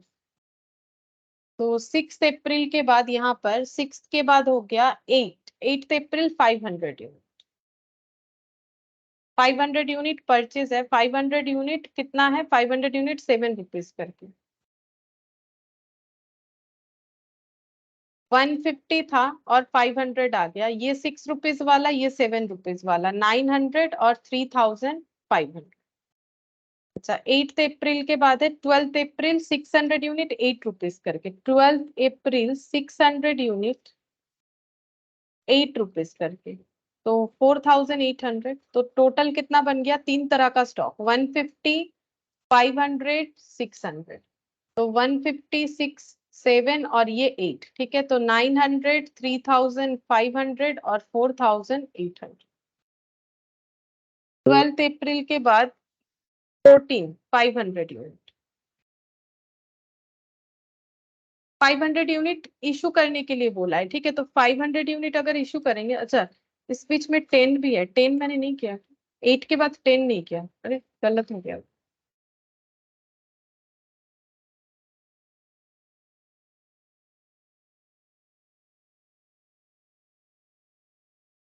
8 तो 5, 6, 8 ऐसे डेट होना चाहिए, देख लेते हैं, बाकी ठीक किया, 5, 6, 8, हाँ ठीक किया है। 8 के बाद होना चाहिए 10, फिर होना चाहिए 12, फिर 14। अच्छा, 10 400 यूनिट इशू होगा, 400 यूनिट, तो फर्स्ट इन फर्स्ट आउट, तो कितना है, 150 है, ये पूरा ले लेंगे 6 रुपीज करके, 900, 400 करने के लिए और कितना चाहिए, 250, यहाँ से ले सकते हैं, 250 इंटू 7, 1750, 250 इंटू 7, 1750। अच्छा, यहाँ पर बचा क्या, 500 में से 250 चला गया, 250 बचा 7 रुपीज करके, मतलब 1750। अच्छा, अब ये 10th के बाद हो जाएगा 12 अप्रैल, 12th में परचेज है 608 रुपीज करके, 4800, 250, 600, 7, 8, 1750, 4800। अच्छा, 12th के बाद 14 हो जाएगा इशू 500 यूनिट,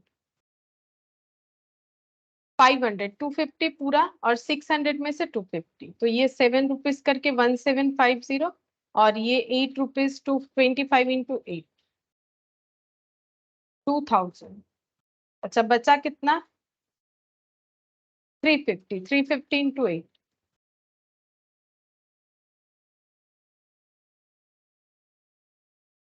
2800। बैलेंस ये बच रहा है, ये स्टॉक का बैलेंस बच गया 2800। ठीक है, ये हम लोगों ने कर लिया फीफो मेथड से। अब ये the value of material consume during the period, ये लिखते हैं value of material consumed, value of material consumed, कितना कंज्यूम्ड हुआ है टोटल बताने के लिए बोला है। कंजम्पशन कहाँ मिलेगा, जहां जहां इशू दिख रहा होगा, 500, 900, 900, 750, 500, 900, फिर 900, फिर 750, फिर से ये 750 प्लस 2000, टोटल करने से पता चल जाएगा टोटल कितना है। इशूड मटेरियल का वैल्यू 500 प्लस 900, 900 मतलब 1800 plus 750,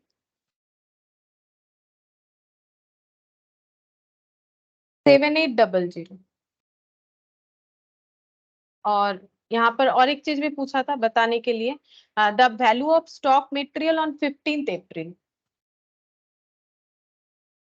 value of material on 15 अप्रैल, 15 अप्रैल को कितना होगा, 14th का लास्ट यानी 15th का स्टार्टिंग, 15 अप्रैल का मटेरियल का वैल्यूएशन है 2800। ठीक है, ये आंसर हमें मिल गया।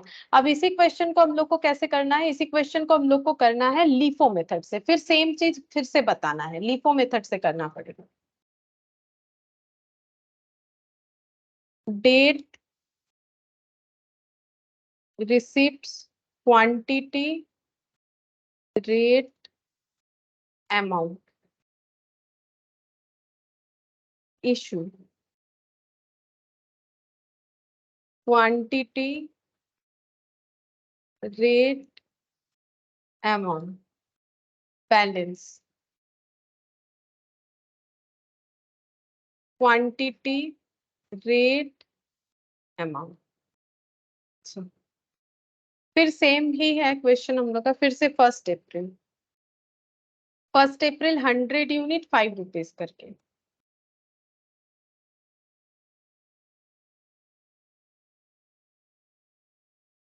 $500। इसके बाद 5 अप्रैल 300 unit eight the rate of 6, 1800। 100 और 300,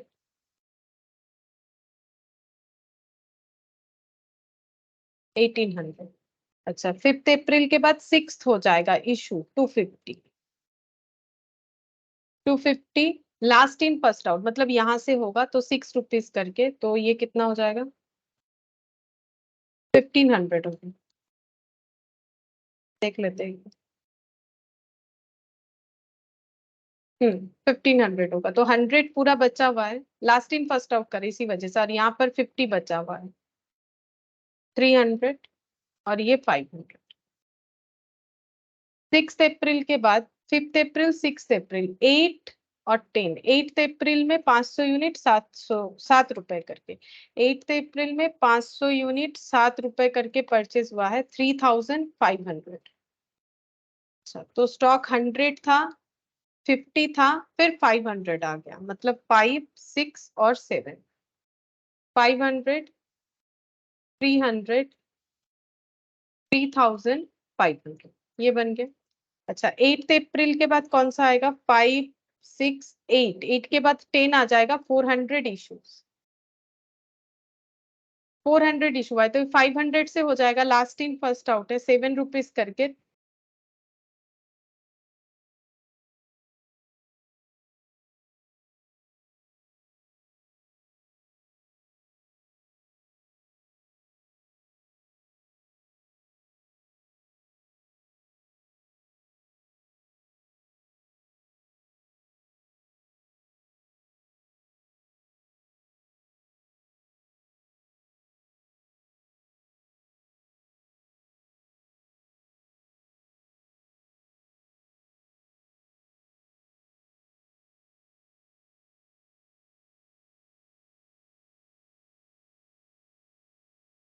अच्छा देखो, मेरा आवाज आ रहा है? स्क्रीन शेयर है, इलेक्ट्रिसिटी चला गया था, मतलब अभी भी नहीं है, तो इसीलिए मैंने दूसरा नेट ऐड किया है। दिख रहा है तुम लोग को? हाँ मैम। अच्छा, अच्छा, ठीक है, तो चलो कंटिन्यू कर लेते हैं।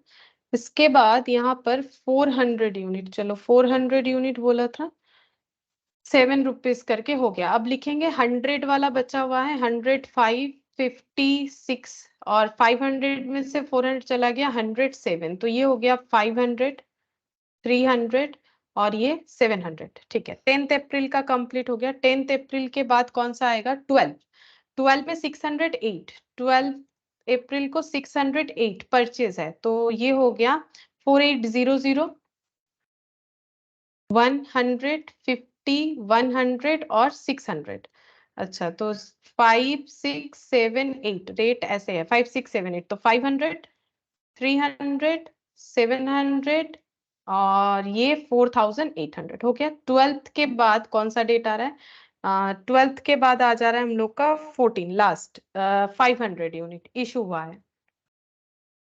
500 unit last in first out, तो 600 से ही 500 इशू कर सकते हैं। 4000, 100, 50, 100, 100, 5, 6, 7, 8।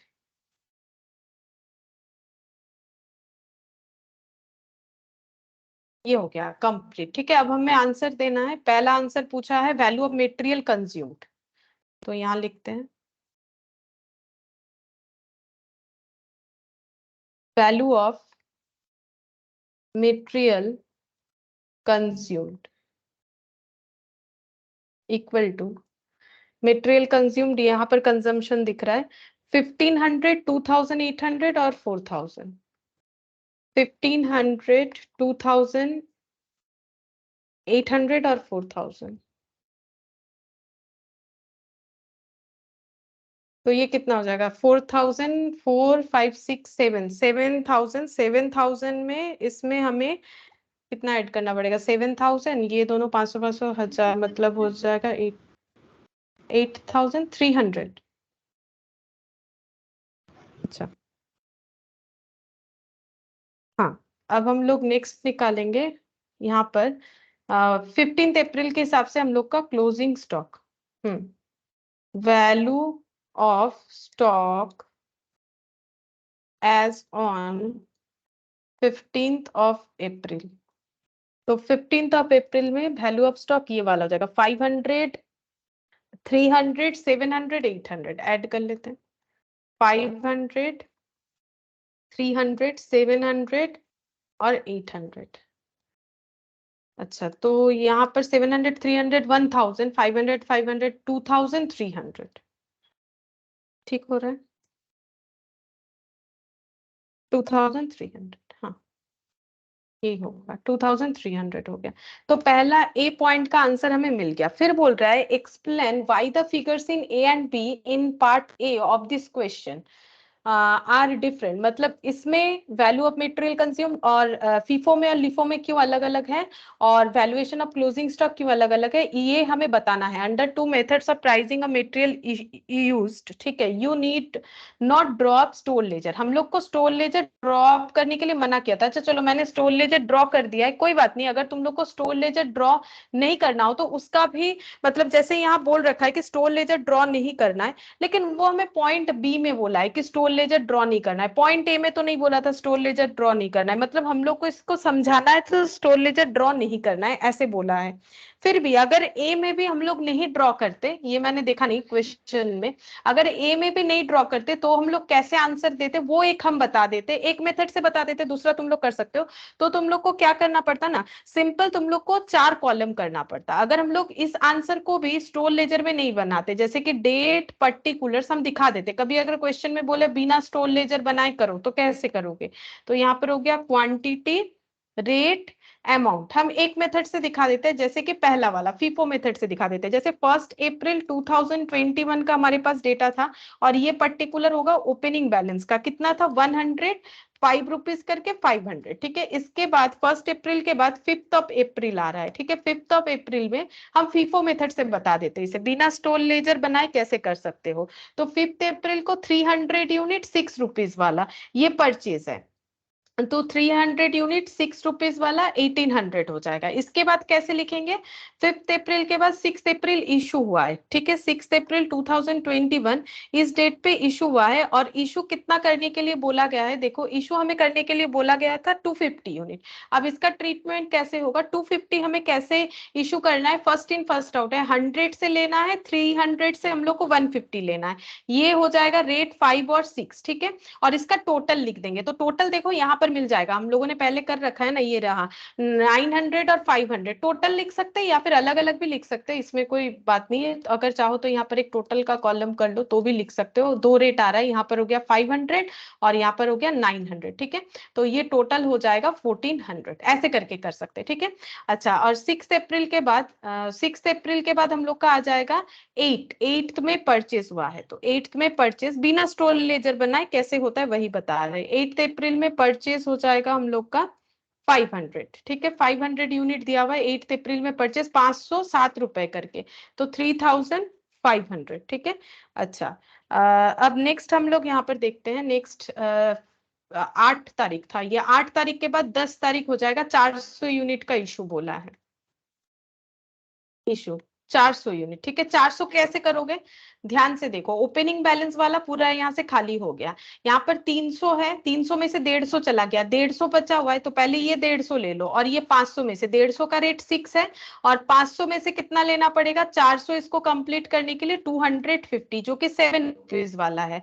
तो यहाँ पर हो जाएगा हम लोग का 900, हम यहाँ से देख के लिख देते, किया हुआ तो है मेरा, यहाँ पर 900 और 1750, 900 और 1750, ठीक है। इसका टोटल यहाँ पर लिख देते हैं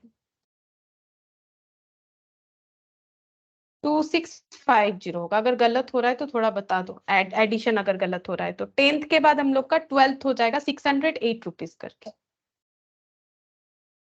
परचेज, 608 रुपीज करके 4800, 608 रुपीज करके 4800। उसके बाद ये हो गया हम लोग का 12th के बाद आ रहा है 10 में 10 बोल रहे हैं, सॉरी 14 में इशू हुआ है 500 यूनिट, 500 यूनिट, ठीक है इशू। तो 500 कैसे करेंगे, क्या क्या खाली हो गया देखो, ये 100 में से ये 100 इशू हो गया, 300 में से 150 हुआ, और ये वाला कंप्लीट, इसका मतलब ये वाला स्टॉक तो खत्म हो गया। 300 में से 150 बचा हुआ था, ठीक है। अब ये 150 कब इशू हुआ देखते हैं, ये सेकंड इशू चेक करते हैं, सेकंड इशू यहाँ पर आ रहा है, ये रहा 150, मतलब 300 भी खत्म, 250 ये 500 में से गया, ठीक है। तो ये 500 में से 250 बचा हुआ है, हम लोग को कितना इशू करना है, हम लोग को 500 करना है, तो पहले 250 और ये 600 में से 250, ठीक है। तो 7 और 8, तो 7 वाला रेट 1750 और 8 वाला कितना हो जाएगा, यहाँ पर देख लेते हैं, 250 का 2000, 2000, ठीक है। इसका टोटल हो जाएगा 3750 बिना स्टोर लेजर बनाए। और 15 अप्रैल को बचे हुए स्टॉक का वैल्यू यानी बैलेंस, बैलेंस कितना आ जाएगा, 600 में से 250 चला गया, बचता है 350, और 8 रुपीज करके रेट है, तो 350 इंटू 8, ये कितना वैल्यू आ रहा है, 350 इंटू 8 2800। कैलकुलेट यहाँ पर किया हुआ इसलिए हम देख के कर रहे हैं, अगर हम लोग पहले नहीं करते तो हमें यहाँ पर कैलकुलेट करना पड़ता, 2800। तो बिना स्टोर लेजर बनाए ऐसे बनता है, मतलब वो रिसिप्ट पेमेंट ये सब कॉलम नहीं बनाए, तो ये क्या बन गया, FIFO without store laser, without store laser, store से जो है कैलकुलेट कर सकते। एक्सप्लेन करने के लिए क्यों दोनों पार्ट में आंसर्स अलग अलग आए हैं, ठीक है। तो दोनों पार्ट में आंसर अलग अलग क्यों आए, इसका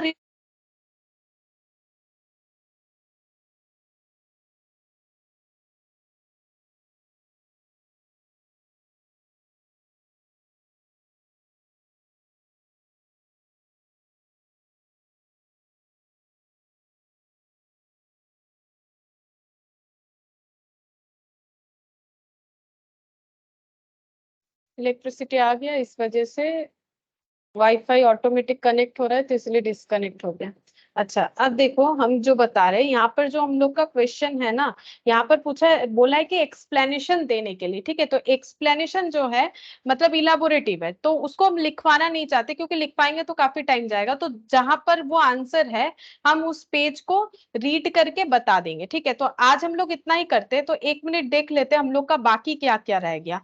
तो हम लोगों ने अभी जो क्वेश्चन किया, ये है हम लोग का क्वेश्चन नंबर 14, ठीक है, ये हम लोगों ने कर लिया। हम लोग का 13 और 8 जो है बाकी है, ठीक है। देख लेते हैं 13 और 8, एक सेकेंड, 13 नंबर कौन सा है, 13 नंबर ये वाला है, चीफ अकाउंटेंट, अच्छा ये वाला एक बाकी है।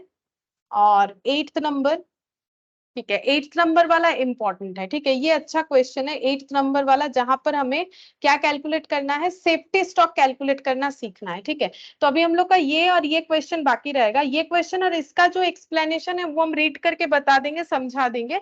तो नॉर्मली इतना बड़ा क्वेश्चन आएगा नहीं एक्सप्लेनेशन देने के लिए, फिर भी एक बार एक्सप्लेनेशन समझा देंगे कि क्या है। तो हम लोग का प्रैक्टिकल बस 2 ही क्वेश्चन बाकी है, 8 और 13, ठीक है, और कोई क्वेश्चन बाकी नहीं है। तो नेक्स्ट क्लास में हम लोग 8 13 कर लेंगे और वो समझा देंगे, और इसके साथ कुछ थियोरेटिकल जो रहेगा पार्ट, ठीक है, कुछ लॉ स्क्रैप इसके बारे में वो भी बता देंगे।